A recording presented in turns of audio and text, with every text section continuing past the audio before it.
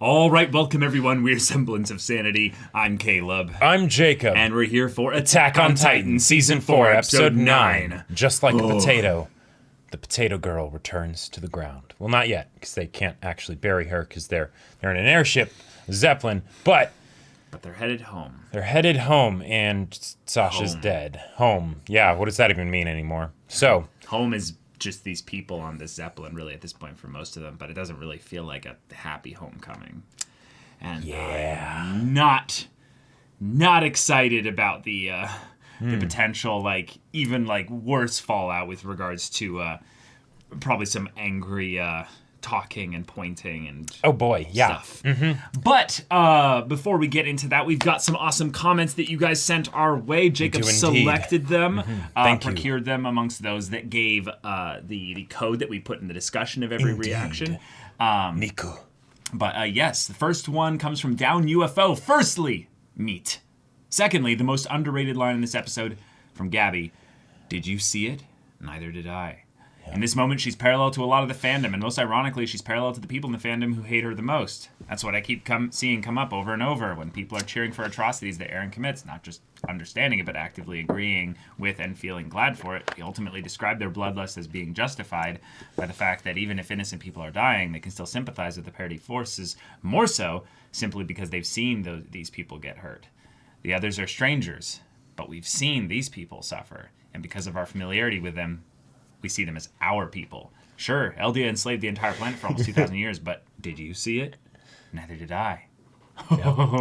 Oh, that's a really fantastic comment, Down UFO. It's one of those things that makes me really appreciate rewatching earlier scenes of Attack on Titan. Yeah. Is looking at how much this stuff that we got in the beginning of Season 4 parallels perfectly with really a lot of does. the things that happened in early Attack on Titan. So when you look at this stuff here with all these fresh new faces and stuff like that, and having, some connection to some of the characters like Reiner, for instance. Sure. It's really interesting how much we are in some ways aided in this bit because of the context of Season 1 and, some of the later seasons, so that when we come into this, it should be easier for us to empathize a little bit more, or sympathize, or kind of just understand the complex emotions that a lot of these characters who are brainwashed and have some really screwed up ideology still have to deal with the grim reminder that we're some pretty vicious creatures. Oh, yeah. The fact that society exists at all is just astounding. Yeah. Yep. But next comment coming from Pro Pinkist. Eren's reaction at the end devastated me. Just like his dead-eyed reaction to the ocean at the end of Season 3. He's been breaking down for the entire series, and that was a huge turning point of it. He used to have so much life in him. And yes, so much of his anger and focus was directed at killing all the Titans, but still, he cared about everyone, about his family. Yeah. Mm-hmm. And seeing how much of that is eroded away and disappeared as he's been so broken by all of his worldviews shattering over and over again, leading him to make the decisions he is now, and being the shell of a person he is now, it's so heartbreaking to me. Yeah, Eren's direction that his character has been taking for quite a while now. And in some ways, I'm realizing that it's been going for a lot longer than I thought, because I had a moment recently in a previous stream where I realized that he was more laughing at that part in the Season 2 finale than he was even crying for the first bit. There's a very clear moment where he kind of breaks for a bit. Yep. It's crazy. I was genuinely surprised to see him react so emotionally now over Sasha's death, albeit in such a horrible way. What else can he do but laugh at this point after how much he and all of them have lost? But even after laughing, he still then shows genuine remorse and remembers his past with Sasha, his paths too, with all of them. And there's still the tiniest bit of the old Eren left in him, no matter how small. It hurts, especially with Levi's comments about him. Levi being someone who I truly believe really cared about him and all the other kids back before the time skip, and then has to see what's become of him now. Ugh. Eren's character development is fantastic. He's so fascinating to me. I too would really love to see inside his head. Isayama is an absolute mad lad. Yeah, I I'm waiting for that moment where we're going to at least get some retroactive perspective on Eren's internal state and just how he got here, like in the moments like before this, with regards to the time skip and stuff like that, because that's very much Attack on Titan's style. Sam Cohen, thank you so much for the comment. For me, what makes Sasha's death hit hard is not only Connie's or Mikasa's reaction, but Eren's. He's been completely expressionless and dead inside, not only in this season, but since the finale of season 3. And even when he heard the news, he didn't have much of a reaction. But when Connie mentions the meat, it's like he suddenly remembered his feelings and memories, and his reaction was a more subdued version of what happened with Hannes. He started laughing and then falling in despair. To me, his face at the end, it's him realizing this is his fault and probably feeling regret. But he, or maybe we, have to keep moving forward. Very, very nice little touch there. And thank you for doing these comment readings at the start. It really makes me feel like we're part of your discussions. Yeah, thank you for sending these comments. I think one of the things that is really important to just keep in mind in general is that while we want to have the discussions kind of be something that engage us together, there is the element of where we can't necessarily do this with every series because one of us is not always half blind. So we have to shout out Jacob for this as being like a, hey, thanks for going and reading the manga and caving at some point, 2014 or something. I wasn't waiting 4 years for, season 2. I mean, you didn't know how long you had to wait. No, I just, yeah. None of us did. But yes, thank you for all of these wonderful, insightful comments. It is also great for us to be able to connect with you guys and stuff, even if it's through this indirect medium. Yeah. We have a bit of a choice here with regards to how the story will progress here, because we've got, everyone in the same place. Of course, not Reiner, but we've got everyone here. What do we talk about? What do we plan? What do we do? Oh, boy. How quickly does things shift into, okay, we have Doomsday Button. How do we use Doomsday Button? Do we threaten the world with Doomsday Button? Do we... it's gonna be crazy. There are options, But also, just as an FYI, if any of y'all want more interaction like the stuff from us reading the comments here, we have been doing podcasts of episode recap for Attack on Titan every Monday, so make sure to check that out, link in the description. But Caleb, shall we get into this episode? Let's just jump right into it. Oh my god! It's Armin! Oh! Oh my god! Oh my god! Just picking it up? And walking with it? What? Yep. You're kidding me! Holy crap!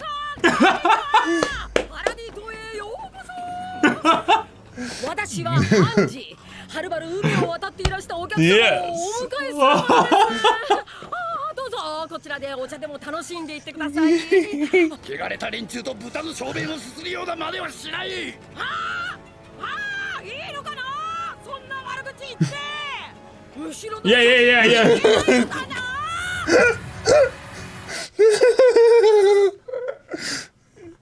悪魔の力などに屈するものか。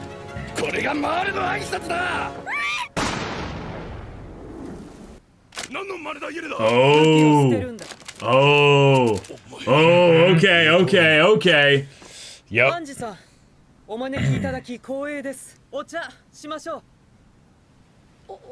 Nice. Okay. 言いたかったよ。エレン。 All right. So, how do you think this is going to go?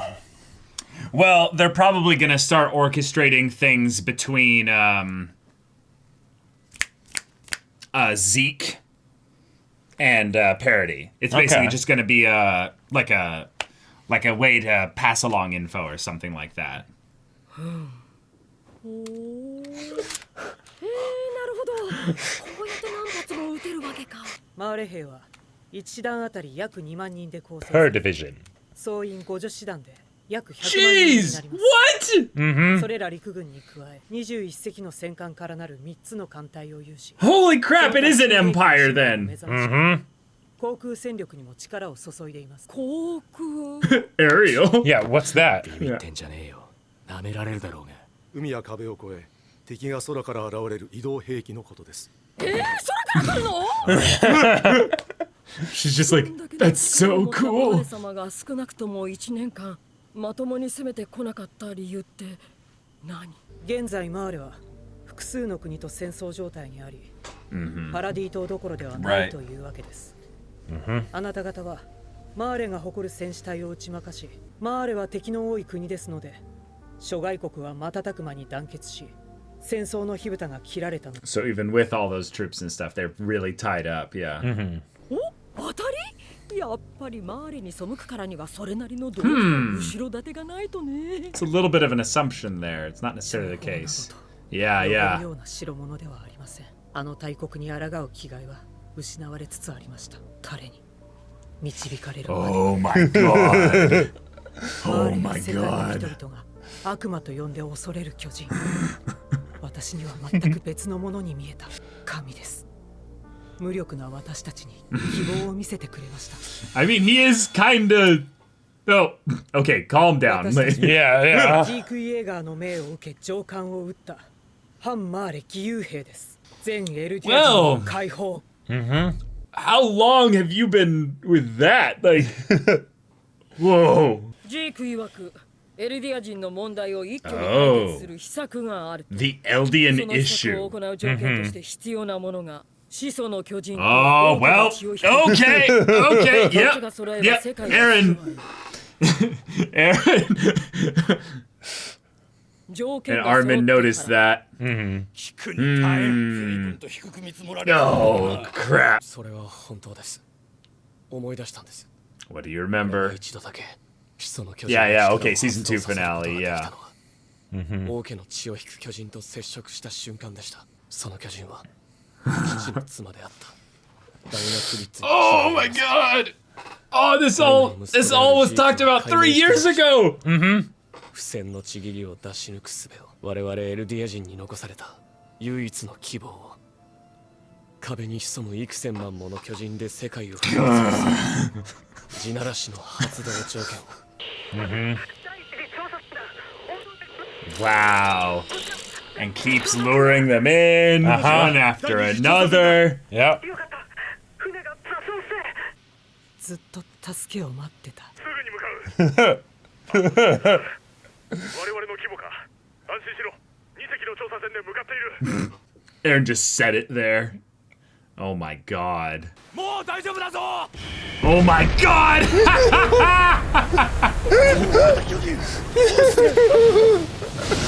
Hello! Yeah. あれは敵だ急げ飛び込め Oh my god! Yeah. Terrifying. 汚れた悪魔の汚らわしい姉妹 You're gonna love it. And then they do this over and over and over again? Wouldn't Marley clue in eventually? あの頃は楽しい。 Jeez. 確かに僕たちエルディア人は世界から恐れられ憎まれている。でも海の向こうにいる人たちは敵だけじゃなかった。 I figured out who he's talking to. Oh yeah. He's talking to Annie. I was like, who is he talking to? But then he's in like a bricked area and everything. It's dark. 俺たちを作ったやつはこう考えた。いろんなやつがいた方が面白いって。Yes. 君たちユミルのと同じさ。俺たちは求められたから存在する。誰が僕らを作ったの？始祖ユミルに力を与えた存在。神だよ。神。そう考えるやつもいる。考えるだけなら自由だろ。Oh. Yes, you should be free to think what you want. Yeah. Yeah. これ食えんのか海の幸は初めてですか？ニコロはマーレ料理の達人なんですよ。嫌なら食うなよエルディア人 Ah! 食わせてやる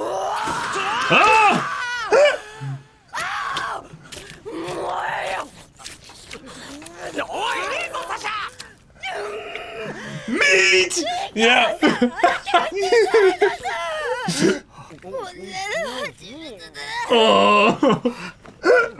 まだまだあるからゆっくり食え I'm in love. もうすぐ港が完成するんだ。マーレの公平の力を借りたらすごく早く進む。 Wow. よく Wow. 協力してくれたね。 Yep. Holy crap, things are moving so fast. このままイエレナたちの作戦通りに。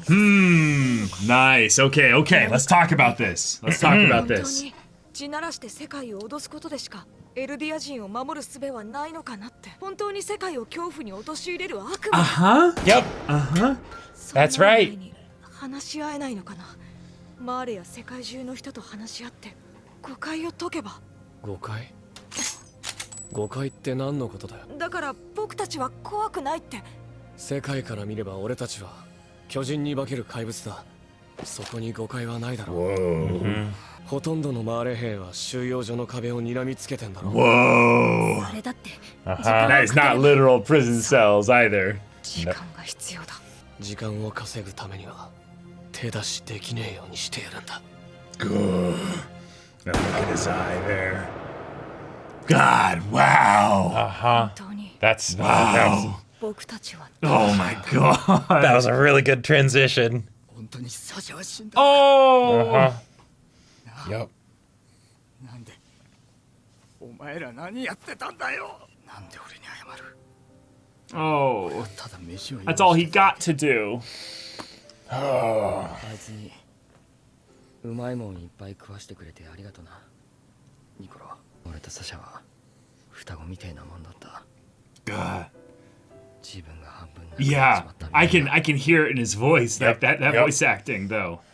Oh, Connie. 娘が世話になったようやね。 Oh.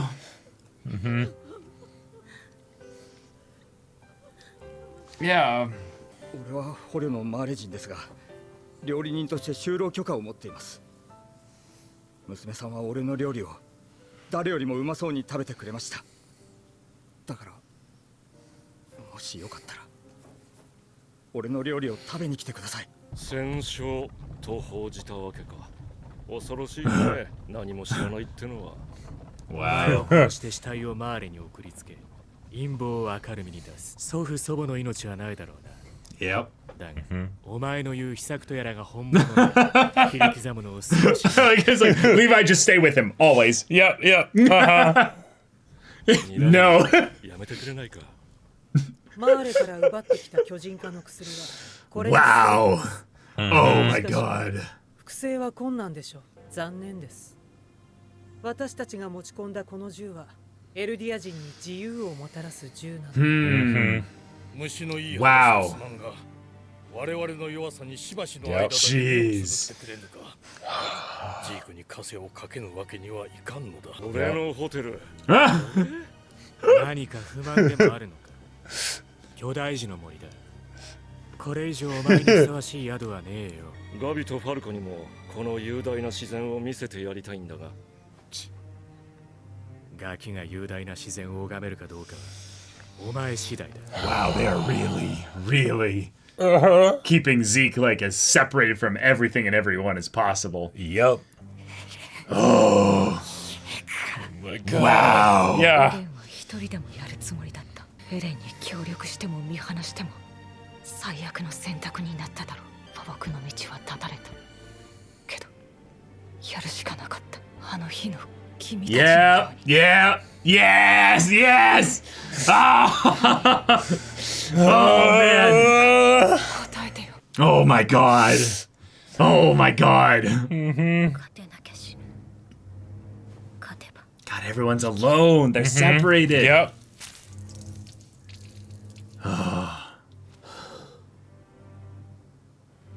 戦わなければ勝てない。戦え。戦え。 Oh my God. Oh. All right. All right. So, yeah, here we are. So we're caught up basically up to the present with regards to the kind of Marley, what are they called? The Marley Oh yeah, the Marley soldier- anti-Marleyan volunteer. Right, yeah. Their alliance with Parody. Yep.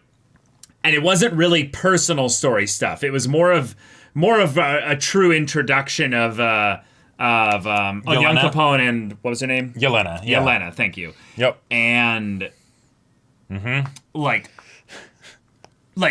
Zeke's plan seems to be pretty straightforward. But if that's Zeke's plan, why haven't they done anything with Historia yet? Because they don't need. It's a good question. Does it need to come from someone that's a Titan? Because that's the part where it might be, because... Yes, I believe so. It's that it has to come from someone that's a Titan, yeah. So, here we are. Yeah. Well, okay. This is how we got to this point. So we basically just went through a recap of sorts of what happened with the scout fleets, why not only were they lost, but how Yelena and Onyankopon are involved in this whole thing with regards to Zeke. Is that they are a part of the... Are they Eldians? Or are they Marleyans that are just rebelling against it? Because I don't think that was very clear. They were conquered peoples. Okay, so they are not necessarily They're not Eldians. Eldians, I don't believe. No. Okay, gotcha. So that's a very, very interesting point here. We got the scope of how big Marley is. 1 million troops. Yeah, with regards to, I would say, some numbers here, there's a couple things you can assume a little bit about, depending on how militarized the government of Marley is, that the population of their people, like with regards to their empire, their just in general, I would say that they're minimum 50 million people. Oh, yeah, probably. Probably closer to 100 or 200 million. Yep. And you know, it's a whole thing of like, it's tough because a lot of their soldiers came from like conquered nations, you know, that were then conscripted and stuff. So it's like, how much of it is like OG Marley versus like conquered, people you know, added like countries of Marley. Well, but you know, as far as like, I'm with you. I'm just like, saying who could potentially have like you know.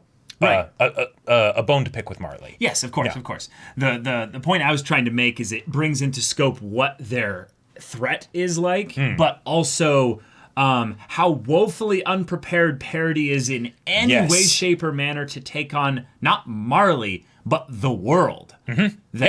Which is basically what Eren's actions have thrust upon them.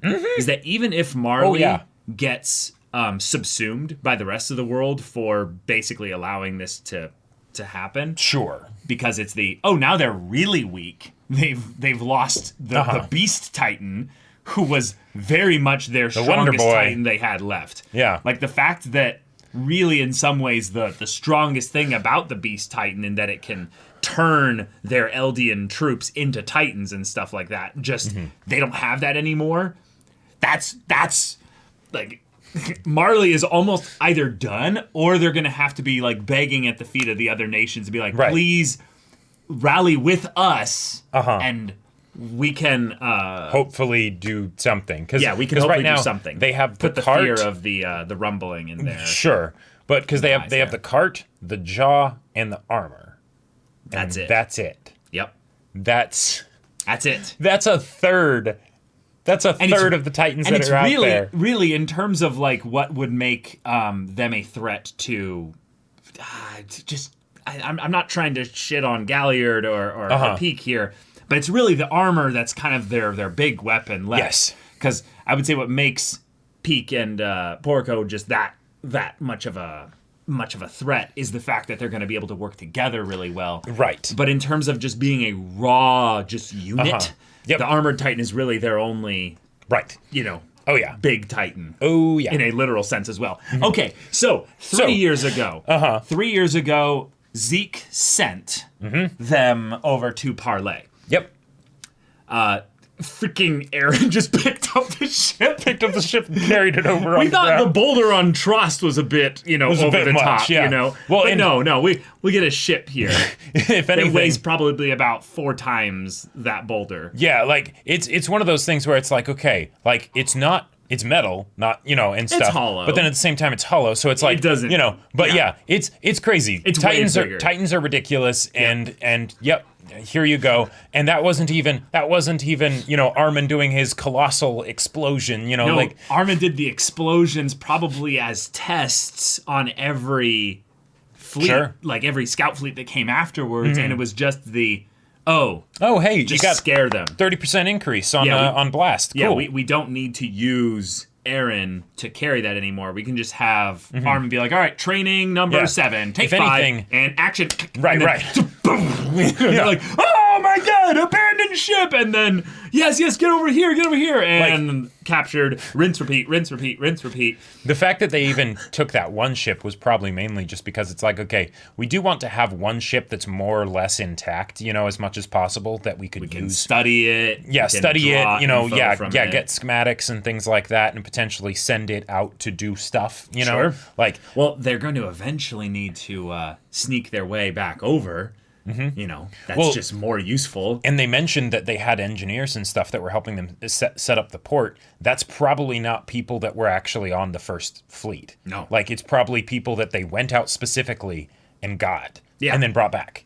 And so all these Marleyans are people that just came across with the scout fleet, because a bunch of them probably were Eldians, like just at least some. Possibly, yeah. End up either getting put in prison, as POWs, basically. Yep. Or end up joining their side, and in some ways need to be, convinced of that. And who better to convince them than some, I'll just say it, some Zeke cultists. They especially Yelena, she seems a little bit of the... there was a bit of that, like... I have seen a god. Yeah, she did call him a god, and then sort of had a glazed over look in her eyes thinking about him. That's the whole thing of where you're like, oh... I mean... She is big and thick, so, like, maybe it's that she properly appreciates, that. Right. I could see that. Who knows? But I would just say, like, she gave me creepy vibes, like, at least 2 or 3 times this episode, in ways to where I was like, I think I prefer Onyankopon over you. Just saying. Onyankopon the philosopher, though. Yeah, he was just like, because our creator wanted to have people that look different. And I was just like, fantastic. Yeah. Yes. Well, and people are free to think what they wish, and Armin has had this look of like, oh, whoa. Like, yeah, but like... yeah, wait, so you're telling me that person compared to... Zeke the God is preferable? Well, I'll just say, like, back when the Beast Titan was introduced in Season 2, I kind of assumed he was an Elder Titan. That he was not a god, but he was a... Yeah, like the original Titan. He was the original Titan or something like that. Mm-hmm. But the fact that we now know what Zeke can do with the Beast Titan, and that does make him in a lot of ways like the most powerful of all the Titans... in some ways. Well, he's not the founding Titan or anything, but he is kind of that. Eren can't use the founding Titan really. That's true. Yeah, like it's very much a thing of like, okay, yes, Levi, you just stick with him. You just stick with him and let him know who's boss and what the pecking order is, and we're not hang out him in some big anywhere trees near Eren. Right. That was the thing that felt a little bit interesting, because whereas I was like, okay, curious. We just had Eren and Zeke in the Zeppelin 3 feet from each other. However, Zeke had no limbs, and Eren was immediately tied up. Yes. But yes, they let them within like 3 feet of each other.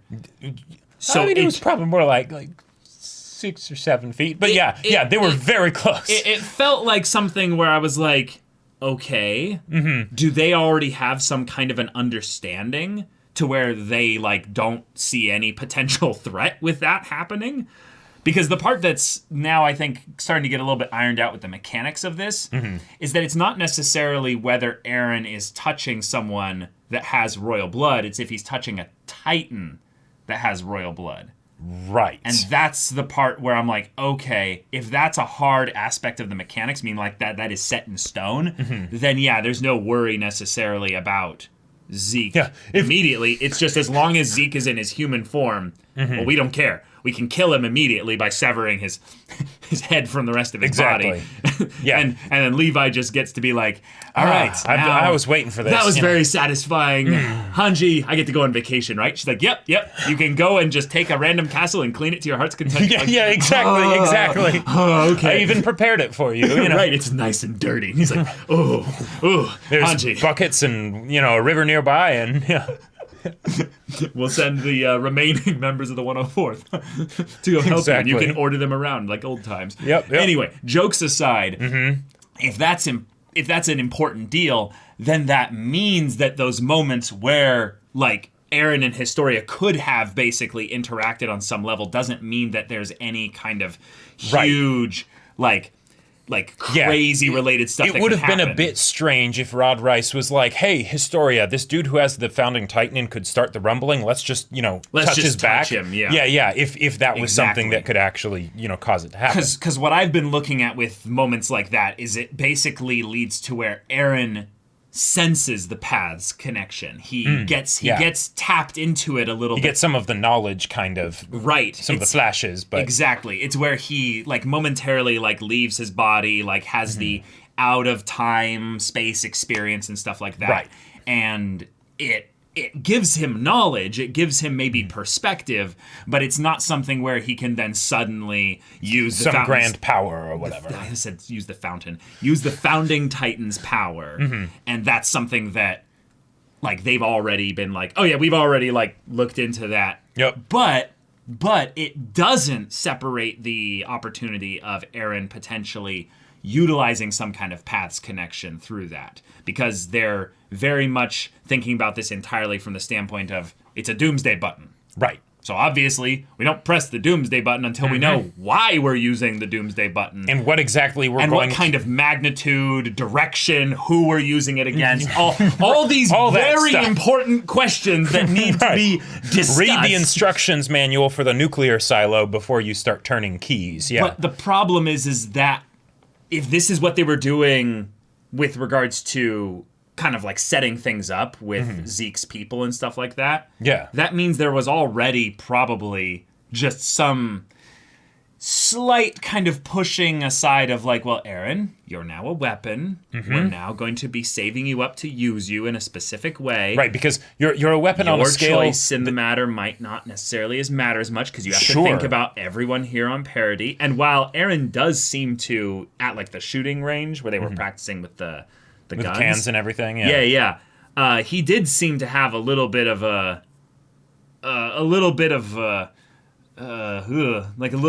risque kind of way he was talking about Eldians in general. Well, because Armin was making his whole point of like, hey, some of these Marleyans are actually understanding what's going on and they're being very helpful and cool. They're people just like that, like us.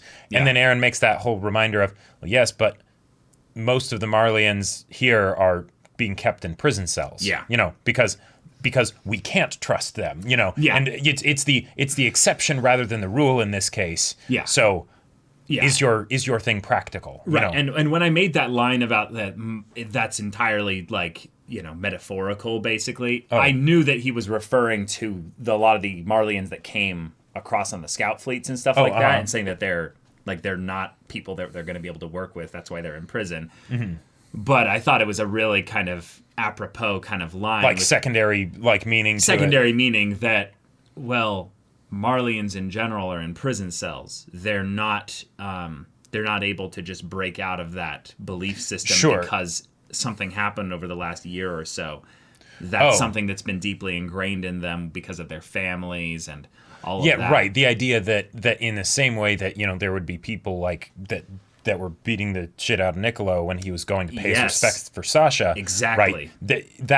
That happens because, the environment that you grew up in and things like that doesn't just disappear, Yeah, the effect it has on you persists. Yeah. And a lot of people will bring up in fact, I would say most people will rely on their experience rather than some kind of objective, truth with regards to. Well, right, because you have no idea of knowing whether it's objective truth or not. It's the whole I know what I know, and and yes, maybe try and bring in some stuff from outside that if you can, but you know. But we are as human beings, we are pattern matchers. We are creatures of habit, blinded by our own experiences, and thus do not accept things often that contradict our previous experience. Did you see it happen? Did you see it happen? Yeah. I didn't. Yeah, exactly. Yep. So we now have the awkward situation where they show how the parody people then take all the info, the technology, the advancements in weaponry, and yet still hold the Zeke followers at the very least in a no, we're not equals with you. Right. You guys are we are keeping you outnumbered 4-1 and at gunpoint when you come back because we're not sure if we can trust you. Right. Yeah.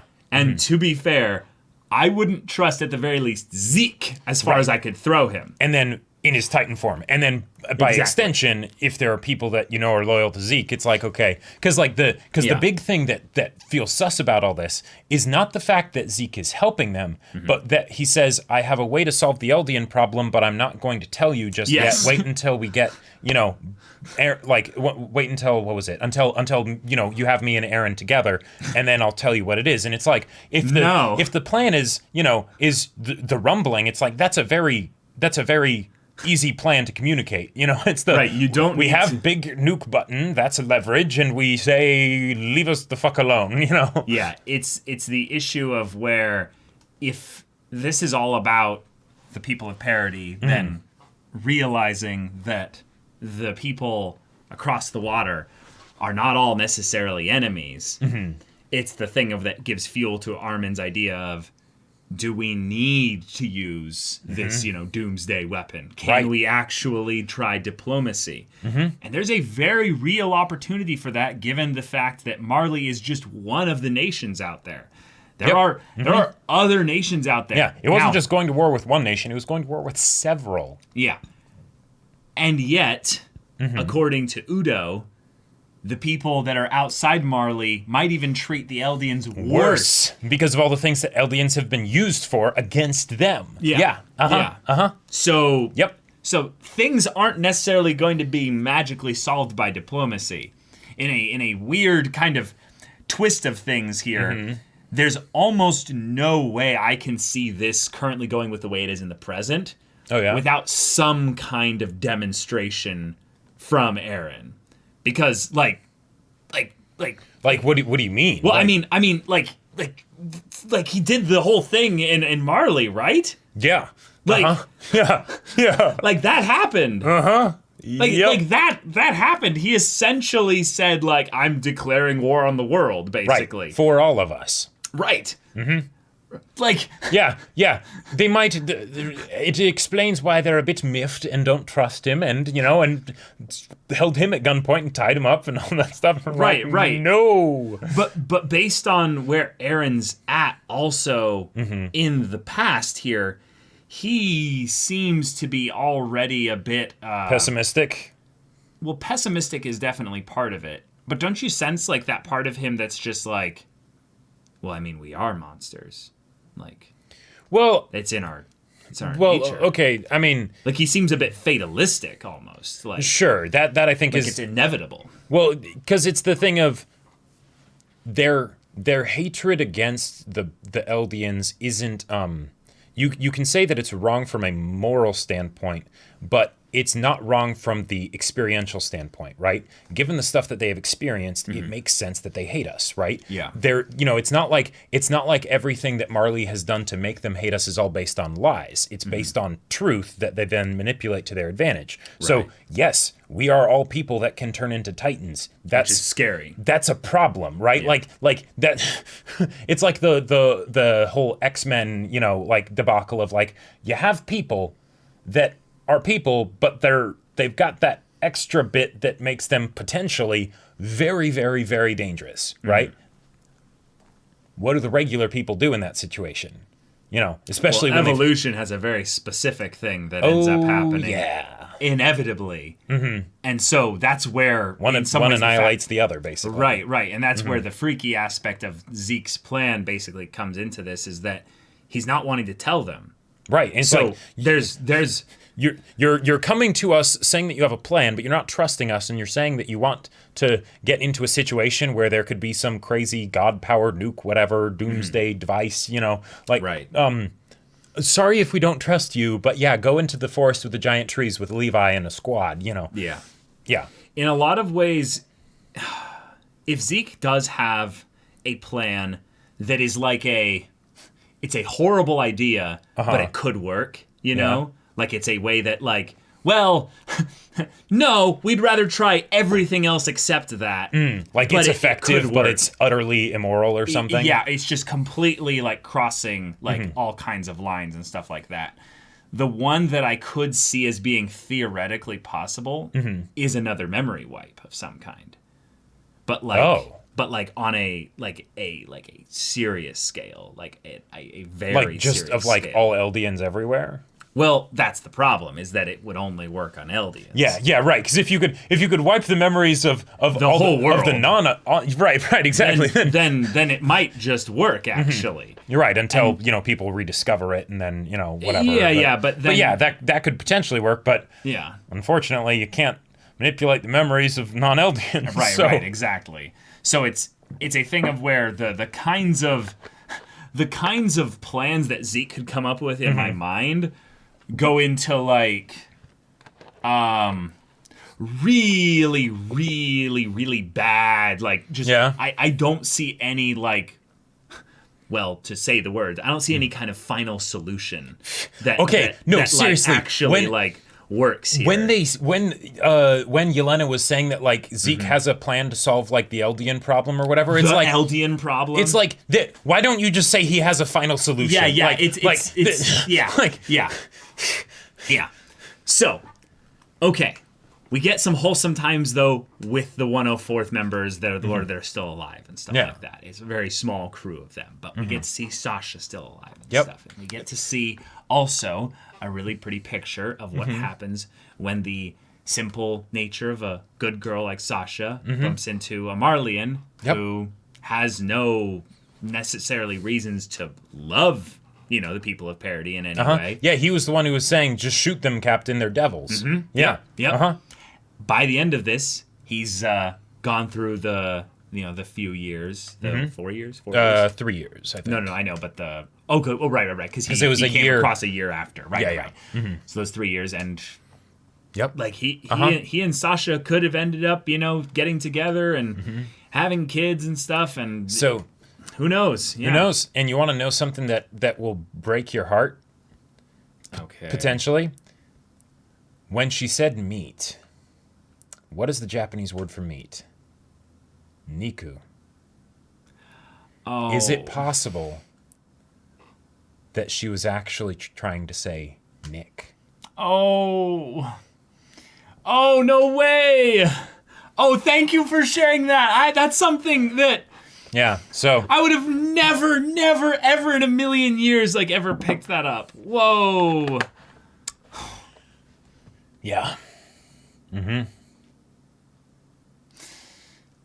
Wait, so did Eren figure it out? And it was that he laughed at the idea of her saying meat as her final words, but then he clued in maybe and then got no idea. Oh, okay.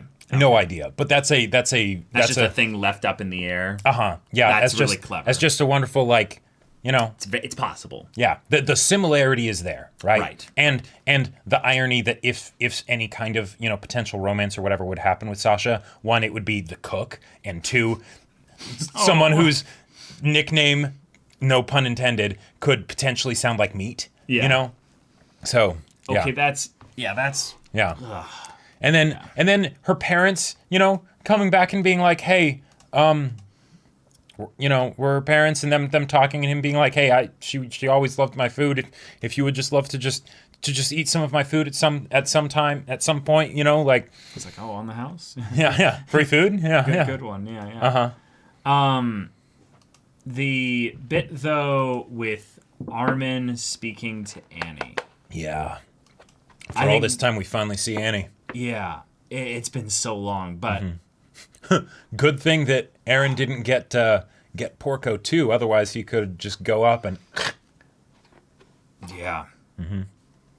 But the fact that Armin's talking with Annie about this, showing that he's so disconnected from Eren maybe at this point that he's not talking with Eren about it. Sure. And it's something where... I thought I knew him better than Mikasa. Right, but there's also something where potentially even then Bertolt's memories, which he said he has... Yeah, a bit of that filtering through and... Could be at play here as well, to where Armin's already changing a little bit. Right, because if you think about it, of all the people that would potentially know what they're going through, right? Like, especially Armin, because, you know, we have no idea what's going on in Eren's head, right? Right. But, and he feels alone now because if he can't connect to Eren, right? If Eren was basically the one other person who would understand the whole Titan debacle, right? You know, and they could potentially, like lean on each other through that, right? But now he can't really. Nope. And he's close to, like, Sasha and, or, no, oh my God. He's close to Hanji and Mikasa and, you know, and people, but they don't actually know what it's like, right? No. So then he goes to the one person who would. But she can't speak the stasist, you know, like, person who used to be the old flame of Bertolt, right? You know, the crush of Bertolt, and who was there and saw what Bertolt did and probably knew how it affected him. Boy Armin. And he's still holding on to the conch shell. Yep. I loved that. I loved that so much. That was just a moment where I was like, oh, wow. Thank you for calling back to that. He's still thinking about, like what it means out there to have the world, you know, just basically available to them now. But it's also not. It's cruel, but very beautiful. Yeah. So he holds on to the beautiful aspect of that, that potential freedom. I can't remember whether it was... He can't actually experience it out there. It's full of enemies out there. Can't remember if it was the OP or ED, but in season 3 that had it. But yeah, it always, like, it was either the ED or the OP, but it ended on the two hands. I want to say holding the conch shell. ED. I think it was the ED, but I'm not positive. Yeah. But yeah, it's been a while since I've rewatched the ED. But yeah. Oh boy. Okay. Oh boy. Okay. So we froze a bit of the forward development with regards to the timeline of things by going into a flashback here. But that means then that the next couple episodes are going to really leap things forward because this was essential to set the foundation for a couple things. And 7 episodes left in the season. Yeah, so. Yeah. And I would say the biggest next thing that they need to have is what do they do now that, well, Zeke's over here. And how do they breach basically the idea of where, okay, now you sit over there, you sit over there. We'll have someone let's take messages back and forth. Yeah, or something like that. If they get those wireless radios and just be like, so. Yeah. The problem with this whole thing, though, is, guys. Oh yeah. And this is the part problem. No. This is the part where things have just been freaky in my mind here. Is that the more and more that Zeke kind of gets basically elevated in the story, it then brings up the remember the baseball mitt? Remember that? Oh, that Eren had at the hospital. Yeah. Let's hope Zeke doesn't get a perfect game. No, but Eren was alone. He was off doing his own thing. Getting to basically infiltrate them and kind of get to see who they are, and in some ways there's some very real questions that get propped up by that. But he met a whole bunch of Marleyans and stuff over the course of the last 3 years from the scout fleets. Well, and if anything, the fact that go for it. I just wanted to say that he might not have been doing this just to see the Marleyans; it was to see the Eldians in captivity. Oh, sure. And the reason why I think that makes a lot of sense is that maybe he had lost his way at this point and he needed to be reminded about why he fights. Sure.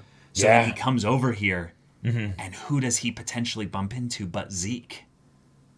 So Zeke and him share maybe a little bit of a moment where it's just like, here we are. Here we are. I do want to point something out though, because this is something I think is very easy to forget. In the same way that Zeke and Eren were very close on the airship, theoretically, they could have come into contact during the time when Eren was undercover, because he was totally that's AWOL. My point. Yeah. So the fact that as far as we know, nothing crazy awful has happened so far. Nope. That means at the very least that there was some part of Eren maybe that was like keeping a distance, or or something like that, or whatever. Like, because well, let's just play this out a little bit logically.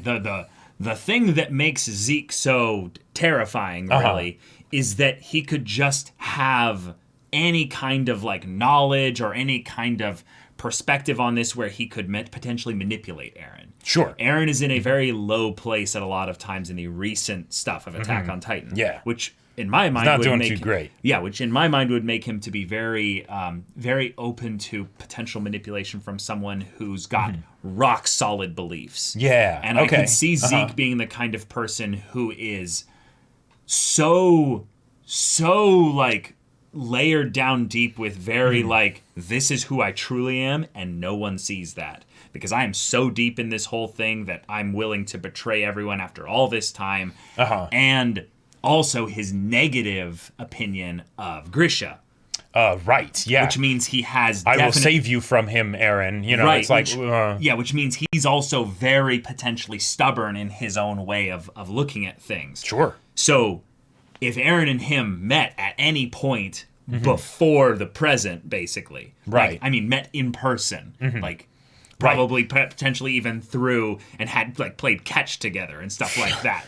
like, that's the kind of thing where it's like, wow, we're two people that basically could change the world. Yeah. Like, right here.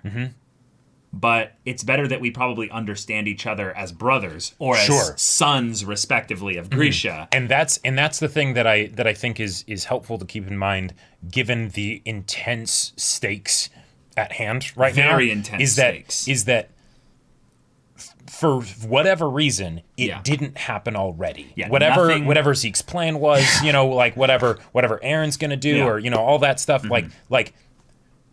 Right, which means that all the things that happened there with Eren are really important for us to understand probably why nothing happened. Right, like the fact that he was waiting to hear them actually say, we as the world will declare war on those, Eldian devils, right? And why then he wanted to go talk to Reiner and have those moments of being like, I'm the same as you and stuff. I feel like what it was it was Eren seeking basically... like to like understand his choices here. And he's like, I have an array of choices. Right. But ultimately I feel powerless with regards to like what choice I make. So I want to be at the very least more certain about what choice I'm going to make here.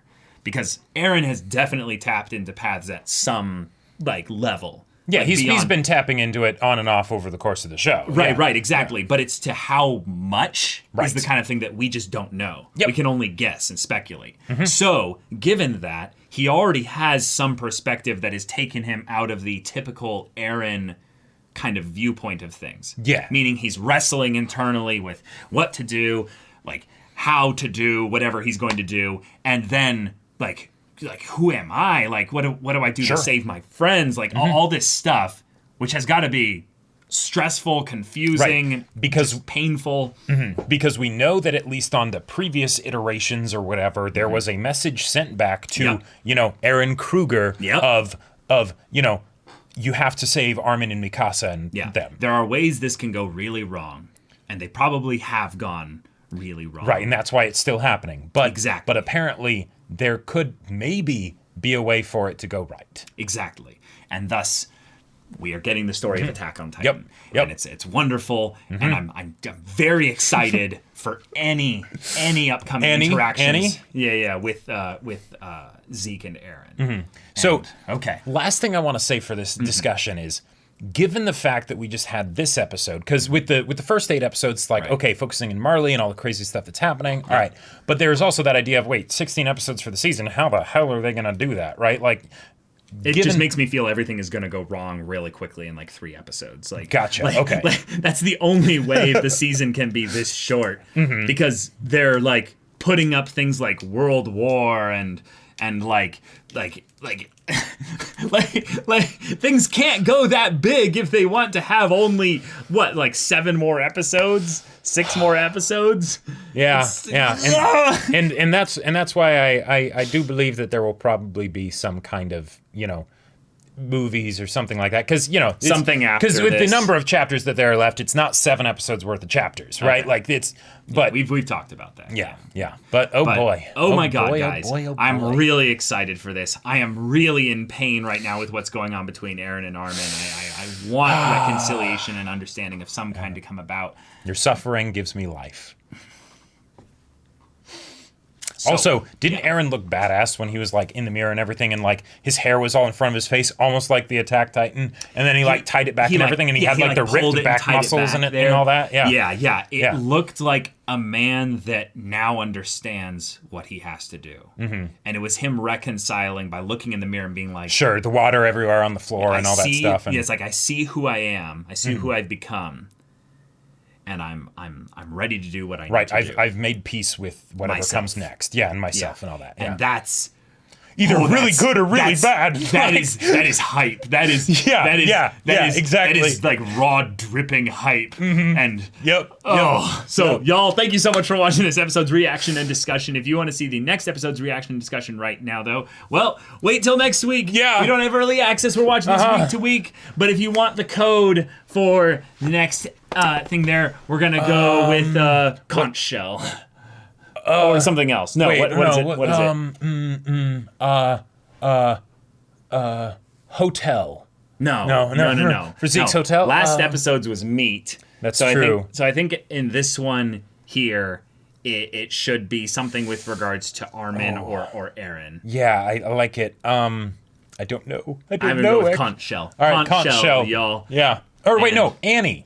Annie. There you go. Yeah. Annie. Yeah. Never mind, y'all. Yep. It's Annie. The different shell. Yeah. I can't believe it took us that long to do that there. Yeah. But if you want to see a full-length timer version of this reaction where you can sync up your own Attack on Titan footage with our timer, go check out the link in the description below for our Patreon. Any level of support there gets you access to our Discord where you can chat with us there. There's stuff for the manga people where you can talk with Jacob about stuff. There's stuff for the anime onlys in there as well, or just talk about anime in general. And also be sure to check out our Twitch channel. Yes, we stream every weekday. The info's in the description. On Mondays, we've been doing, instead of the podcast, we've been doing like an Attack on Titan episode recap and analysis and stuff. It's really good. Definitely check that out. Yes, if any of that interests you, we'll see you there. But until then, we're Semblance of Sanity. I'm Caleb. I'm Jacob. And we'll see you all next time.